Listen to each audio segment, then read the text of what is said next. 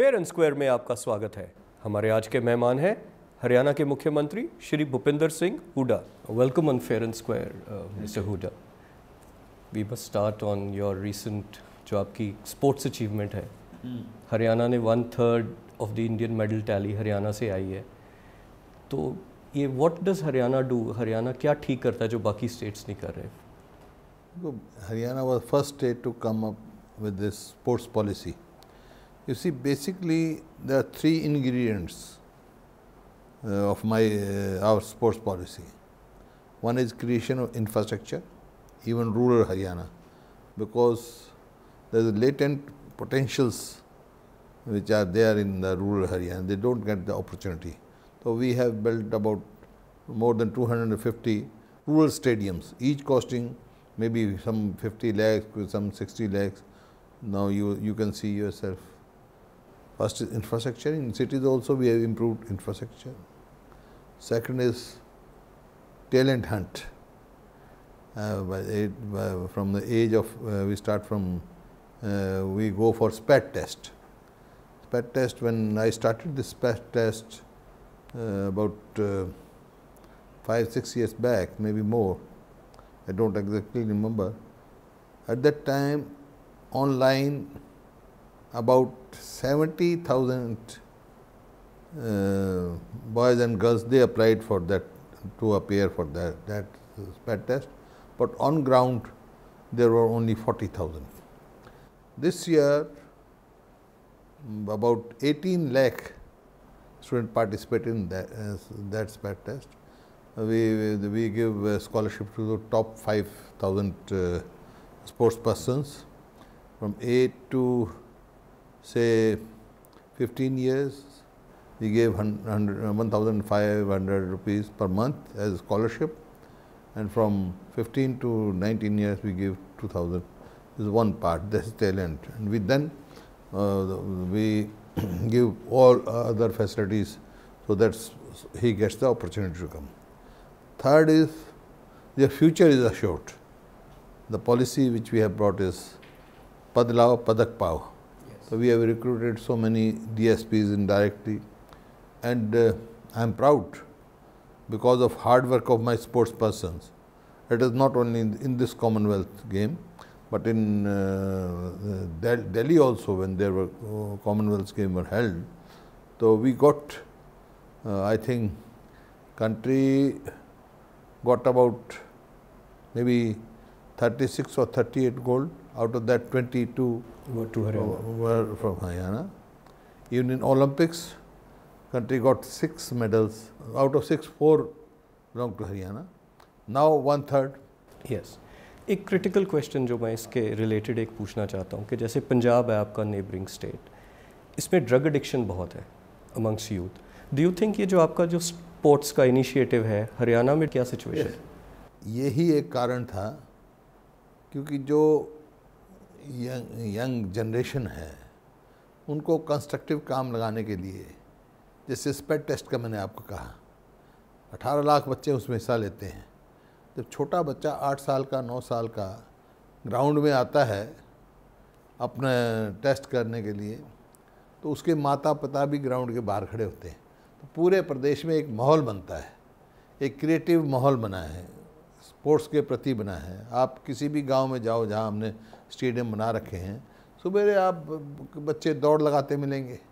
सो उनको मतलब कंस्ट्रक्टिव कार्य में जनरेशन लगे और ऐसे जो नशे वशे से दूर रहे, तो एक माहौल बनाया प्रदेश में। सो हरियाणा हैज़ क्रिएटेड एक मॉडल ऐसा है जो कि बाकी स्टेट्स भी इम्प्लीमेंट। स्पोर्ट्स पॉलिसी हम सबसे पहले लेके आए, और फिर रियल क्रेडिट जो है, असली क्रेडिट जो है मेडल्स का, वो हमारे खिलाड़ियों की मेहनत को जाता है। हम तो फैसिलिटेट करते हैं, लेकिन जब मेरे खिलाड़ी मेहनत करते हैं तो आपके सामने रिजल्ट आ रहे हैं। आज जो कॉमनवेल्थ में देश में तो है ही सबसे ज़्यादा, मतलब कंट्रियों से भी ज़्यादा, अकेले 2% हमारी जनसंख्या है, पाकिस्तान से ज़्यादा हमारे मेडल हैं। Right, absolutely.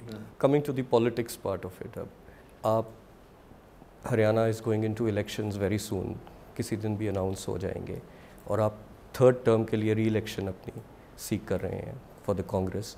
क्या रीजंस हैं कि why should people vote for the Congress again for a third term? वही मैंने कहा ना, जैसे बता रहे थे आप, एक माहौल प्रदेश में बनाया है हमने, विकास किया है। और देखिए, किसी भी प्रदेश के आप देखें, विकास के पैमाने 4 मुख्य पैमाने होते हैं, 4 major measurements for any state. State का प्रति व्यक्ति आय, per capita income, yearly income कितनी है, पर कैपिटा इन्वेस्टमेंट कितनी है, पर कैपिटा प्लान्ड बजट का कितना खर्च होता है, और रिसोर्सेज मोबिलाइजेशन क्या है। इन चारों पैरामीटर्स में आज हरियाणा देश में अग्रणी प्रदेशों में है। मतलब अभी जब ये लोकसभा के चुनाव का वो चल रहा था प्रचार, तो जो आज हमारे प्रधानमंत्री हैं नरेंद्र मोदी, वो उस समय गुजरात के मुख्यमंत्री थे, तो उनका मैंने भाषण सुना था। उत्तर प्रदेश में दे रहे थे वो भाषण, और वो कह रहे थे कि देखो किसी भी प्रदेश का कितना विकास हुआ है, उसका प्रमुख पैमाना जो है वो प्रति व्यक्ति आय कितनी है सालाना, वो है। और उत्तर प्रदेश वालों कह रहे देखिए आपके यहाँ क्योंकि आपने विकास नहीं किया, तो कुल 33,000 रुपये प्रति व्यक्ति आय है आपकी, और उसका मुकाबला कर रहे थे अपने प्रदेश से, गुजरात से। और कहते गुजरात में 75,000 है, अब शायद और बढ़ गई होगी। तो मेरे हरियाणा में, यहाँ हरियाणा में प्रति व्यक्ति आय जो है 1,35,000 है। मैं उनसे सहमत हूँ, ये पैमाने होते हैं, प्रधानमंत्री से सहमत हूँ। अगर वो पैमाना आप देखेंगे तो प्रति व्यक्ति आय में आज बड़ी स्टेटों में हरियाणा सबसे अग्रणी स्थान पे खड़ा है। इसी तरह से प्रति व्यक्ति इन्वेस्टमेंट में, पर कैपिटा इन्वेस्टमेंट में, फिर प्रति व्यक्ति प्लान बजट में 10,700 के करीब हमारा प्रति व्यक्ति प्लान बजट खर्च हमारा होता है। एक व्यक्ति पे आप कितना खर्च करते हैं, प्लान बजट तो विकास का होता है, नॉन प्लान में तो तनख्वाहों में जाता है। फिर रिसोर्सेज मोबिलाइजेशन की बात है, जो 11वीं पंचवर्षीय योजना थी, 11th 5-year प्लान, तो सब स्टेटों ने अपने अपने टारगेट फिक्स किए थे। तो फिर जब अचीवमेंट का सवाल आया, तो नेशनल एवरेज जो है वो 95% ने, कई स्टेटों का 96 निकला, कईयों का 96.5 था, जैसे गुजरात का 96.5 था, कईयों का उससे भी 95 से भी कम था। लेकिन हरियाणा का जो है, जो रिसोर्स मोबिलाइजेशन टारगेट जो हमारा था अचीवमेंट का, वो 192% निकला, हाईएस्ट इन द कंट्री हमारा है। तो इस प्रकार से ये जो हुई है डेवलपमेंट। फिर एक माहौल जो बना है, तो आप किसी चीज़ को उठा कर देखें, शिक्षा का हब बनने जा रहा है हरियाणा, खेलों में एक माहौल बना है, चाहे वो शिक्षा है, चाहे खेल है, चाहे इंफ्रास्ट्रक्चर है, चाहे आपस में भाईचारे की बात है। तो ये कारण है। There are 3 murders, 3 dacoities, 2 rapes, 4 kidnappings almost every day. Is this ये एक कोई रीज़न है जो हरियाणा ने अभी तक इसको ठीक तरह टैकल नहीं किया? जहाँ तक सवाल है नंबर, हमारे से पहले तो ऐसा था, FIR ही रजिस्टर नहीं होती थी। पहला जो काम मैंने किया, फर्स्ट स्टेप टू कानून व्यवस्था चले, मैंने सख्त आदेश दिए थे कि कोई भी आए पहले FIR दर्ज करो, वो झूठी है सच्ची है क्या असलियत है वो इन्वेस्टिगेट करने के बाद करो। तो ये FIR रजिस्ट्रेशन से बात होती है। फिर उनको पनिशमेंट दिलाने में हम सबसे उसमें हैं, और जनसंख्या बढ़ रही है तो उसके हिसाब से है। लेकिन क्योंकि हमने आदेश दिए सारे FIR रजिस्टर हों, हमारे आने से पहले FIR रजिस्टर नहीं होते थे। कोई जो फिगर्स हैं बेसिकली आप कह रहे हैं कि FIR रजिस्टर हो रहे हैं, that is this thing, so crime is under control, that is one of the reason. बाकी कंपैरेटिवली और स्टेटों से हम काफ़ी स्टेटों से हमारे बेटर हैं, लेकिन ये क्राइम इन आइसोलेशन होता है, मर्डर भी होते हैं, और वो उसका कितने सॉल्व हुए हैं, तो हमारी बहुत जल्दी सॉल्व हुए हैं। जो भी मर्डर है चाहे डकैती है तो सॉल्व करते हैं उनको। इलेक्शन का माहौल गर्म है, तो अपोजिशन पार्टीज़ भी अपनी, उन्होंने आपकी कांग्रेस या आपके पर्सनली खिलाफ अपना एक प्रोपेगेंडा तेज़ किया हुआ है। बट आपको इस दोनों पार्टीज़ में से बीजेपी या इनालो में से ज़्यादा आपको चैलेंज किस पार्टी से ज़्यादा लगता है कांग्रेस? चैलेंज मतलब कौन सी पार्टी आपको लगता है कि कांग्रेस को ज़्यादा चैलेंज देगी इन दोनों पार्टीज़ में? मैं पता नहीं कौन सी दूसरे नंबर पे रहेगी।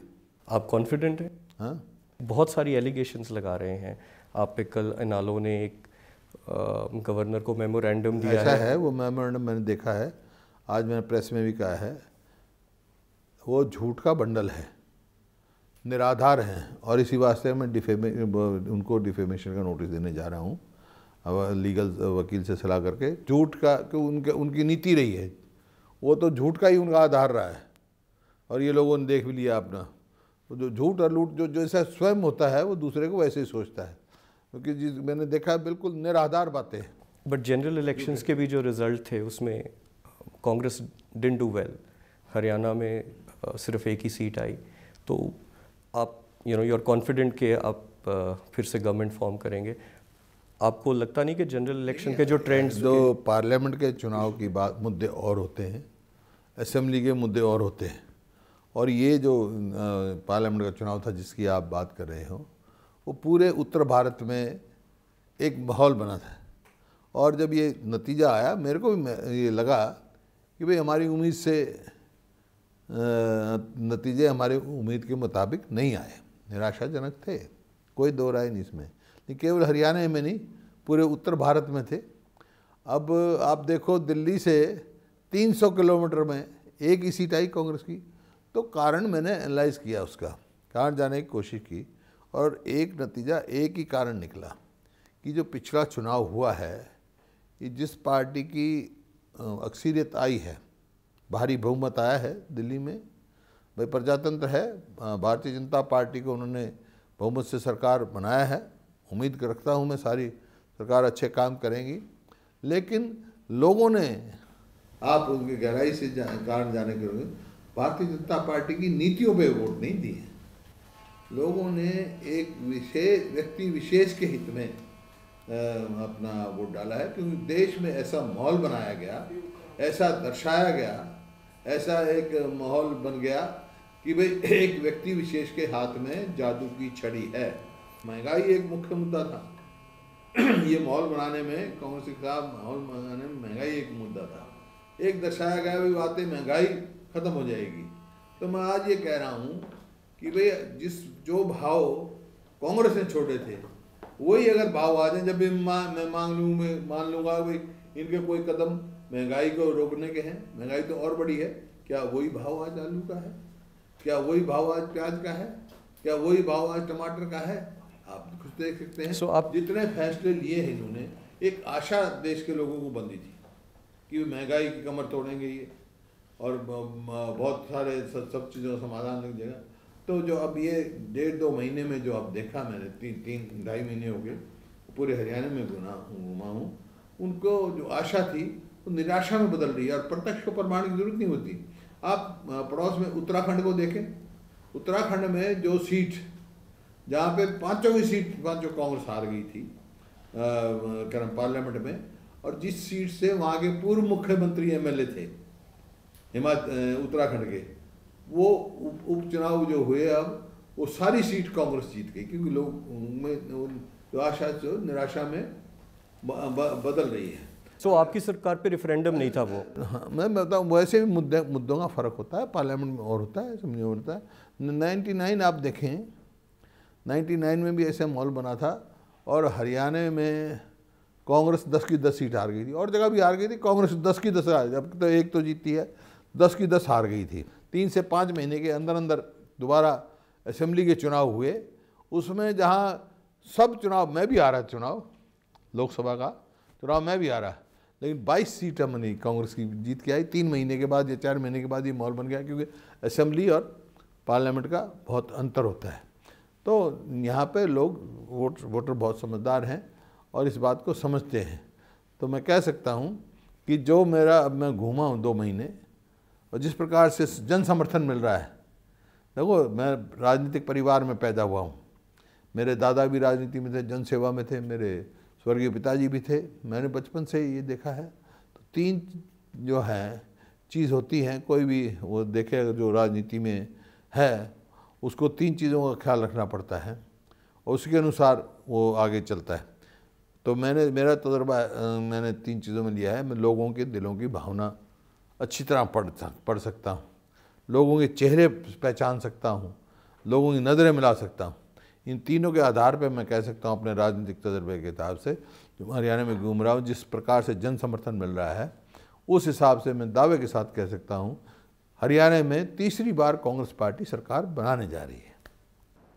आपकी 2 टर्म्स कंप्लीट हो रही हैं, 5 साल की पहले टर्म थी, 5 साल की है।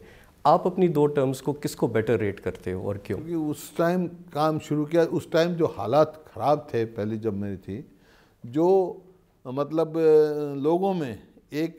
लोगों का विश्वास सा उठ गया था, जिस प्रकार का माहौल था, जिस प्रकार के कानून व्यवस्था थी, जिस प्रकार से अविश्वास था, इन्वेस्टमेंट लोग अपनी फैक्ट्रियां उठा के ले जा रहे थे, लोगों को भरोसा नहीं था किसी बात पे।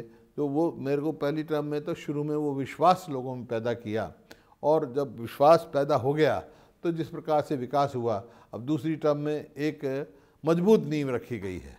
अब आगे तीसरी टर्म अगर मिलती है तो उसके ऊपर एक सुंदर भवन निर्माण कराने का वो है। तो आपकी सेकंड टर्म में आफ्टर ऑल उसकी अपने चैलेंजेस और प्रॉब्लम्स भी आई। एक कांग्रेस की जो इन फाइटिंग है, ये बहुत लगातार अखबारों में या सुर्खियों में रही है, और अब कई लीडर्स छोड़ भी गए। ये इन फाइटिंग क्यों? ये आपकी पर्सनल टफ वॉर है? कोई इन फाइटिंग नहीं है। कांग्रेस जो है प्रजातांत्रिक पार्टी है, ये किसी का गला घोट के नहीं रखती है। सबको अपनी बात कहने का अधिकार। प्रजातंत्र का मतलब यही है, वो स्वार्थ की तो कोई बात नहीं होती ना। अगर मेरा कोई भी विधन पार्टी छोड़ो, बाहर जो विरोधी है वो भी कोई कंस्ट्रक्टिव बात सुझाव देता है तो उस पर मैं अमल करता हूँ। तो कई आदमियों का जो है वो स्वार्थ होता है, लेकिन प्रजातांत्रिक पार्टी सबको अपनी बात कहने का अधिकार है। तो कोई विद इन पार्टी कोई ऐसा कभी वो नहीं हुआ। या उनको ये लगता है कि मिस्टर हुड्डा इतने स्ट्रांग हैं कि उनका कोई कांग्रेस में कोई ग्रोथ नहीं है, इसलिए भी ये शोर डालते हैं या छोड़ रहे हैं? जो पार्टी छोड़ रहे हैं वो लोग छोड़ रहे हैं जिनकी राजनीतिक भूमि खिसक गई थी, या तो पिटे हुए मारे हैं, या हारे हुए हैं, या ऐसे व्यक्ति हैं जिनका आधार खिसक चुका, राजनीतिक आधार, वो दूसरी धरातल ढूंढ रहे हैं। तो उस ढूंढने की तलाश में इधर उधर जा रहे हैं। कोई जा रहा है 3 महीने फिर वापस आएगा, कोई देर जाएगा, कोई आज, वो इस किस्म के व्यक्ति हैं। उनका कोई उन्हें कांग्रेस मजबूत है। कई इसलिए छोड़ के गए हैं, ये एलिगेशंस लगा रहे हैं कि एक लोप साइडेड डेवलपमेंट हुई है, कि रोहतक में ज़्यादा डेवलपमेंट हुई है, बाकी एरियाज़ में ये सिर्फ उनकी संकीर्ण सोच है। कोई ना मुद्दा हो तो आप बताइए रोहतक में क्या डेवलपमेंट हुई है, मैं आपसे ही पूछता हूँ। वहाँ क्या है? रोहतक में IMT आया है। IMT रोहतक में आया तो IMT एक मेवात में भी बना है, एक फरीदाबाद में भी बना है, एक खरखौदा में बना है, एक अम्बाला में बन रहा था। पूरे इंक्लूसिव डेवलपमेंट हुई है।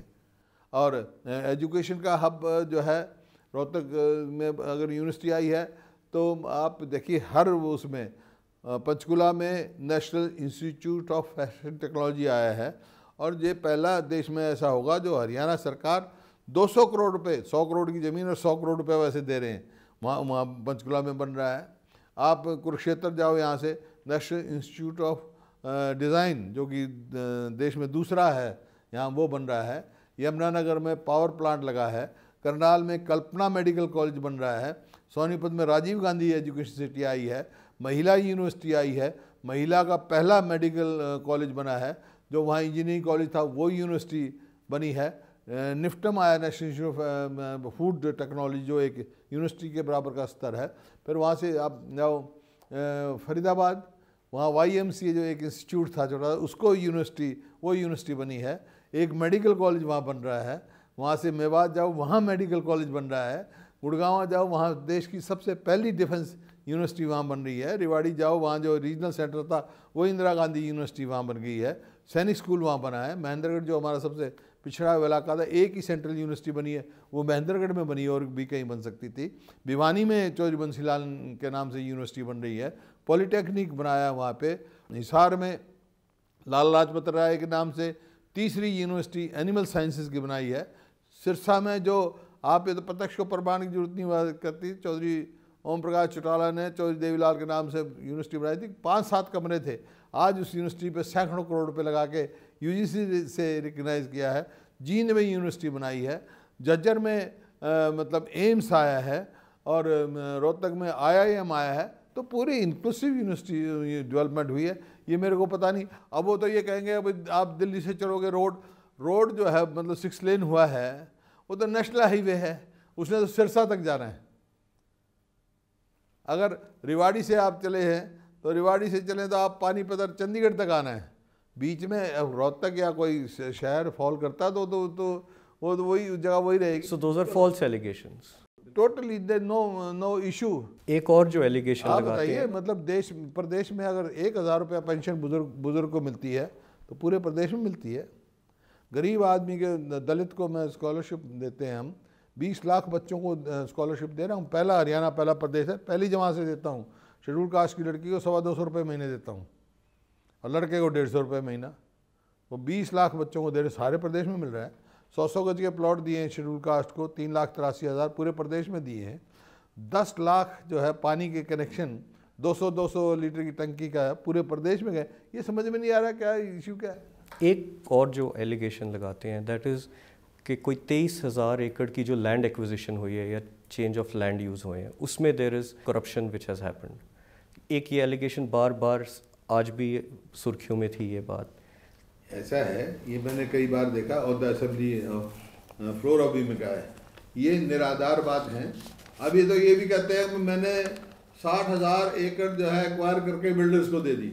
मेरी चैलेंज है, 1 इंच भी अगर मैंने किसी बिल्डर को दी हो एक्वायर करके तो जगह गांव का नाम और वो दें, सिर्फ झूठा। अब जो अगर विकास को वो ये करते हैं, आप जो है सिर्फ अंतर इतना है, ओम प्रकाश चौटाला जी के समय में सिर्फ जो है ये जो लाइसेंस जो है केवल गुड़गांव फरीदाबाद में दिए। हमने छोटे से छोटे शहर में दिया, हमने रतिया में दिया, हमने अम्बाला में दिया, हमने गरौंडा में इसमें दिया, शाहबाद में दिया, इस प्रकार से, ताकि विकास हो। मतलब विकास का मतलब ये है कि अनऑथराइज कॉलोनी ना आए। जो भी कॉलोनी लाइसेंस हो उसमें आपका सीवरेज का भी प्रबंध हो, उसका लाइट का भी प्रबंध हो। ये है, ये नीति के अनुसार किया है। अब आप ये कह दोगे, आप गन के लाइसेंस लिए या ड्राइविंग लाइसेंस अप्लाई करते हो, आप if you are a good driver और एंटाइटल्ड है तो आपको क्यों नहीं लाइसेंस मिलेगा।